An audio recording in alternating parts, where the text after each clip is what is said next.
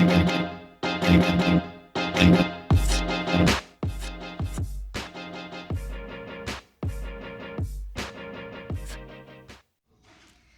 guys, welcome to another episode of the Making of Podcast. I'm your co-host Ashley Joves. And I'm Brian, and I'm back. It's only been a few months. It has been a few months. Oh, what a few months. Before we get into that, do you want to describe where we are recording right now? We are in the Centurion Lounge in Phoenix, pressed up against the wall, enjoying life. Yeah, no, there are about 100 people surrounding us. Our flight home. So we were supposed to leave at 6 o'clock, and now our flight is delayed until 7:47 Which means that we have an hour and a half to record and to to make some bring some content. beautiful content. You want to kick it off? You lead me because you have a very specific way that you want things to be led. And whenever I go down the rabbit hole, you give me the look. Okay, we'll do a very quick update. I completed radiation at the end of May. We are currently in August, so a little over 2 months after finishing radiation, which means that we are now 8 months into this journey through chemo, surgery, and radiation. I am actually returning to work this week and overall progressing as well as I think anybody could have hoped for. Still trying to regain my taste and some endurance in my tongue, but overall, hopefully you guys can understand me and hopefully we're, making some moves. And I think it's pretty miraculous, the recovery that you had already. And it's only been how many weeks post radiation? Yeah, we're like 9 weeks right now, maybe. 8, 9 weeks. So just to put it into perspective, we met with the doctors, his doctors, the oncologist, the radiation oncologist, and his surgeon. And they were all pretty surprised that Brian wants to go back to work so soon. So they recommend waiting at least 3 to 6 months after radiation because that is when the cumulative effects of radiation start to diminish and your body is able to fully heal and you just start feeling better. But Brian is stir crazy.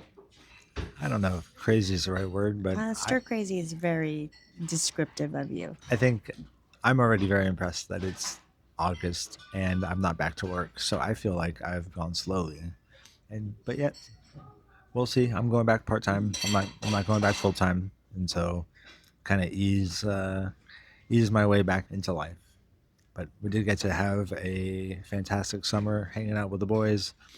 A lot of baseball. I took them to the park almost every day. Got to experience some things that I never otherwise would have been able to experience with work and all that. So just super grateful and ready to keep this journey moving forward, Ready to get back to normalcy. whatever that means. I don't. Yeah, it's the new normal. It's been so long. I don't even remember what normal means anymore. But I am ready for something that is not feeling sorry for myself and not sitting on a couch. So let's say that. I do that and I didn't go through cancer. So I mean, I think overall you have had a much harder time this past year than I have. So I think I would agree with that. I think everybody deals with things in different ways, and I'm a busybody that deals with things by pushing through and making myself busy and finding ways to get a workout in or get my mind busy, and that's just how my natural coping mechanism. And so that's what I need to do is do something that's not sit around. So does that mean you're super excited to start work tomorrow? I don't know if I would go that far to say super excited to start work. I am excited to treat patients again. I'm excited to use my brain, but I think this year has really made me kind of step back and try to reevaluate things. And I don't know that I have quite figured out what it all means yet, right? And so, yes, I'm ready to do something. I just super excited is probably an overstatement. I think I still have a lot of digesting to do. And so I think being part time for a while, go see patients in the morning, and then give my body some time in the afternoons to keep recovering, but also to be able to really, spend some time with myself, with the boys back in school, and try to just understand where we are and what this next stage of the journey is going to be. Yeah. I'm going to push you to dive deeper into what you just said. So this forced slowdown made you reevaluate some things. Can you talk about what those reevaluations look like? Yeah, I mean, I think I'm just trying to really understand purpose, fulfillment. What are the important things? I think we're all always thinking about those things, but also with the busyness of life, I think it's really easy to not spend enough time focused on them. And so I think that's really what I've been trying to do, is trying to dive deep into my own head and trying to pray and understand what God put me on this planet for and what my true calling is, to be able to leave an impact. Not saying that being a clinical physician or treating patients isn't a fantastic thing. I'm trying to just really trying to understand it and trying to kind of see what's really being called for my life. Why did we go through this, and why were we also able to make it through when some people don't, right? I mean, I think unfortunately in this time we've seen a lot of tragedy also, both with people sharing their cancer stories with us, but also other things, right? I mean, I've had friends in my profession that have taken their own life in the past few months. Some that were similar aged to what we are, with young kids. And I'm just trying to really understand what is the biggest impact and where the fulfillment is going to be able to just make sure that we're walking through this journey in the right way. Yeah, I think that anybody who has had to deal with a health crisis, whether it is yourself or a significant other, or heaven forbid, a child, that it really does force you to prioritize how you're spending your time. And I know that this podcast is all about building your dreams, building your startup. I think like for me, it really has given me a new filter to see what is really going to fulfill me. So because Brian has been sick and because I have also been out of the practices, it's like you wake up and you're like, man, I could walk away from all of this. I told Brian, we went to dinner last night, and I told him, I was like, I already had a backup plan, like just in case things didn't go well. And I told him my backup plan, and then he started to cry, and I'm crying. And then the server comes and asks us if we're ready to order. But I pray that you guys don't ever have to be in this situation. But it really is. It's such. We get one life. We get one ticket. Like we just came from a conference, and one of the keynote speakers was talking about how he has a a book that he recommends. It's called The Regrets of the Dying. And consequently, after reading that book, he has a, a framed ticket on his wall. And basically, that ticket is a constant reminder that we only get one ride, we only get one life. And how are you going to live it without any takebacks, do overs? Yeah. I really was excited to leave our nest, our little habitat, and just venture out and listen to speakers and meet other docs, because I think it's really important to get outside perspective, see what others are doing, and just clarify. Like really take some time and focus on what's gonna fulfill me. What is it? Like it's not the P&L, it's like what am I building? Who am I building it for? And why am I building? So I brought that workbook. Do you want to talk about that workbook that you bought me a few months ago? I have been pushing Ashley to do the Unreasonable Hospitality Workbook. I think anybody who listens to this has heard us talk about Unreasonable Hospitality. It's a book that I absolutely adore. And I think I see so much of Ashley in that book, in that process, in just that overall framework. And I think that as we were going through this, and I think as she was just floundering in trying to figure out what she wanted in life, focusing on the aspects of the service that you want to provide, the feeling you want people to walk away from you with, and really fleshing out all of the reasons why you do things, why you spend time, put energy and effort towards something. And yeah, I've been really wanting you to have some time and some space to clarify that. But it's tough, right? But doing the hard mental work when you're going through hard times, it feels impossible. Yeah, it's impossible feels like a very appropriate way to describe how I think we've both been feeling these past few months. And I tell you what, though, like going into a conference like this, spending time outside of the practice, outside of Folsom, away from our kids, I think it really validated what we both love, which is the making of community and how important I think that connection is. This was a very different style conference than what we throw, much bigger. And I told Brian, I said, my favorite thing about the entire conference wasn't necessarily the keynotes.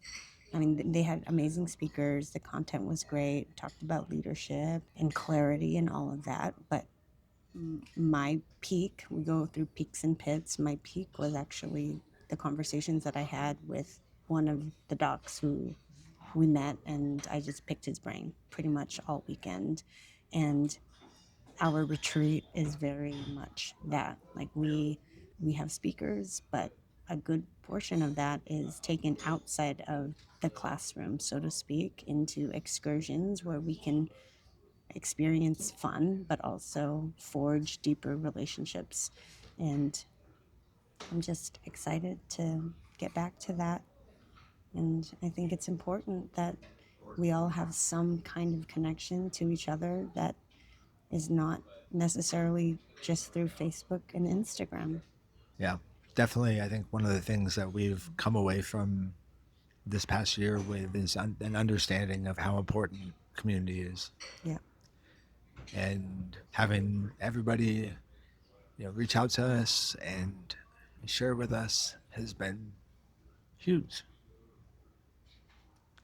I'm just gonna while Brian gets a moment to gather himself. One of our good friends, Richard Lowe, he surprised everybody and he walked into the conference. He wasn't really planning on attending, but last minute he was able to come, and they actually pulled him upstage on stage impromptu, and he told a story of just what he had been going through these past couple of years. And even though it wasn't necessarily a health crisis or a physical health crisis, he very much was vulnerable and shared just depression and walking away from a dream that you thought you had. You achieve it, and then it turns out it wasn't what you wanted at all. Yeah, And so we were both in tears. yeah, And yeah, I think it just goes to show you that no matter how successful someone is, and especially like on from the outside looking in, it can be a very different picture that you see, right? yeah, Like not everyone is privy to the things that keep us up at night. yeah. And we're all just human, right? I mean, I Yeah. think at the end of the day, like, this human experience is a flawed experience, right? We all go through ups and downs, and some valleys are deeper than others. And I think having a community to be able to help you on those downs, but also to celebrate with you on the ups. Yep. And I mean, Richard talked about that. That was one of his saving graces, was finding a new community for himself. And hopefully we'll be able to have Richard come on. We've known him; he's been a friend for a long, long time. But man, to hear him speak the way that he did this weekend, and I think if anybody's seen anything that he's been doing online for the past year or so, he's really, I think, found a way to help people that is significantly different than the way that everybody thought that he was going to be helping people into this stage of his life. Um, and it's just, it's just life is hard, and we all just need people to be with us as we continue on this journey. Yep. Amen to that. And so we're both just trying to figure it all out. And you're going back to work tomorrow. I am back at work, and now I'm just trying to figure out, like, how do I grow, like really grow leaders in the practice so that this business can not just run without me, but be profitable without me. And I think that was one thing that I really want to fine tune, because I mean, we all talk about, or we all hear about, is your business able to run without you? And while our doors remained open and while patients were still being seen, it is a very different story when the lead dentist, the owner dentist, steps away. And so, yeah, now I feel like it's like our comeback story. It better it's be our comeback it's story. it's the next evolution, right? I Yeah. mean, yeah, one of the things that I think I found, so I, over the past month, as I've been continuing on recovery and trying to rebuild some endurance, but also trying to get an understanding of where my practice is. I've been going in for some of our leadership meetings and trying to get a feel for things. And the one thing that I can say that I've really found is that there is so much that happens that I just don't think is important anymore. Mm. And I think I've really, Can you expand on that? I mean, I think it's really easy when you're in the day to day, and everything is urgent, right? All of the things, all the HR things, all of the contracting things, this and that, and everything is urgent. But like most of it's not important. Yeah, I've drawn this out for our leadership team, but you get into that little box diagram of urgent and not urgent, and important and not important, right? Mhm. And the things that are usually the most important are not necessarily urgent, right? They're not Mhm. screaming at you. It's not a fire you have to put out, but they're the most important things for the business. I've purposely, and partly because we had baseball with our son, but I've purposely walked out of multiple meetings. I'm like, I just don't need to be here for this part because it's not, it's somebody else can deal with this. This is not the important stuff. It's just tasks that need to be done, things that need to be answered, but they're not moving the ball in terms of how we deliver patient care, how the business is doing, those kinds of things, right? I think there's just levels to the decisions that we have to make when we're running practices, and most things don't need as much attention as we give them. Yeah. And I think that's one of the things that I'm kind of walking away with. It's partly an understanding of my finiteness on this earth and the amount of energy that I'm capable of providing at one time, and understanding, okay, well, if I have this much energy to give right now, how do I want to use that? Mhm. Do I want to use it listening to some random drama about an assistant and a mid-level provider, or do I want to use that and figuring out how we can actually increase profit, or serve our patients better, or increase referrals, or something along those lines, right? Like, I just, one of the things that we had was a meeting for our 401k. Not to say that 401k is not important. I mean, somebody's got to make these decisions, but honestly, the difference between a 0.75% rate and a 0.9% rate is really not something that needs to be stewed over for that long. but we make those decisions seem like they're big, important things that we have to spend all this time on. Yeah. Yeah. So true. Thanks. The granular. Um, so I don't know. I think we're walking through this. We appreciate you guys walking through it with us. But I will just kind of reiterate what Ashley said. Like, I think we both are so proud of the making of and the community that we've built, the retreat, and just the friendships and mentorship that we've seen happen within the group. I think it's just so special, and we want to foster that. We want to pour into that more, and I'm very hopeful and optimistic that we can get that all rolling again pretty soon. Yeah. Yeah. Stay tuned. Stay tuned. We are, yeah, we missed you guys. We, that's it. I just miss you guys. And thank you for all the prayers. And yeah, it really felt like we weren't in this alone. And I can't tell you how much that has meant to us and to Colin. And yeah, all right. I think this was a short and sweet update from the Centurion Lounge in Phoenix. What have you and McCollum been saying? Wham bam, thank you, ma'am. I don't think we've ever said that. Pretty sure you have. That sounds exactly like something you would say. Yeah. All right, guys. Thanks for listening. Bye. Bye.